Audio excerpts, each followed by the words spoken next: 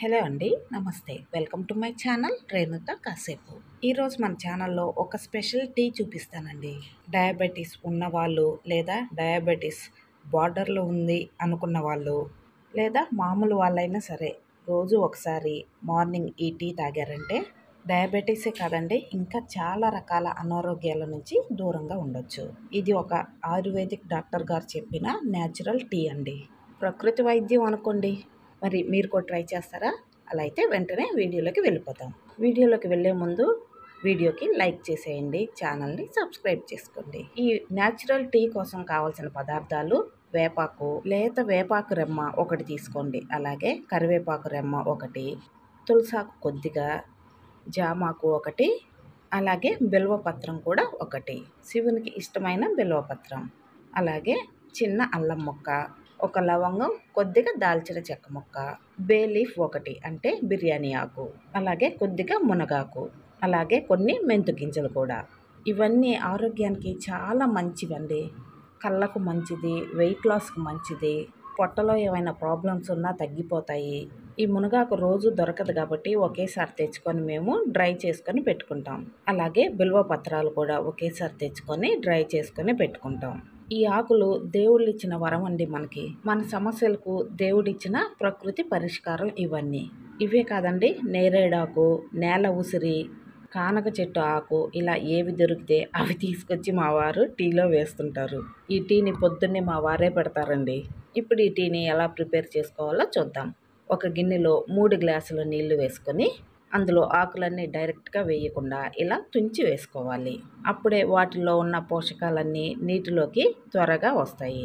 Diabetes వాళ్ళు ఈ tea ఒక్కటే సరిపోతుందని ట్యాబ్లెట్స్ మాత్రం వాడకండి. ట్యాబ్లెట్స్తో పాటు ఇవి కూడా తీసుకుంటే మంచిది.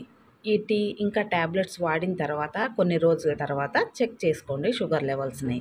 అప్పుడు డాక్టర్ సలహా మేర ఒక పూట వాడటమో లేదా తక్కువ పవర్ ట్యాబ్లెట్స్ వాడటమో జరుగుతుంది. ఇలా నీళ్ళల్లో అన్నీ వేసేసుకున్న తర్వాత అల్లాన్ని కూడా దంచి వేసుకోవాలి.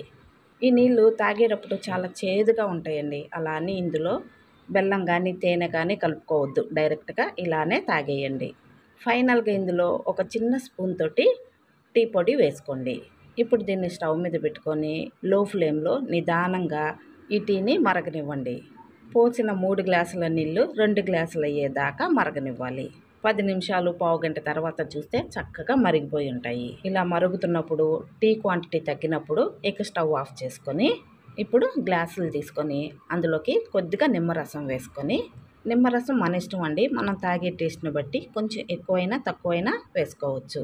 ఈ నిమ్మరసం వేసుకోవటం వల్ల చేదు కూడా అంత అనిపించదు తాగేటప్పుడు. ఇప్పుడు ఈ నీటిని ఆ గ్లాసులో వడగట్టుకొని ఒకసారి స్పూన్తో కలుపుకొని మనం తాగగలిగిన వేడున్నప్పుడు ఒక్కొక్క సిప్ వేస్తూ నిదానంగా తాగాలి. ఒకేసారి గుటుకుమని తాగకూడదు. ఈ మిగిలిన టీని మళ్ళీ ఒకసారి వేడి చేసుకొని నేను 11:30-12 గంటలకి తాగుతానండి.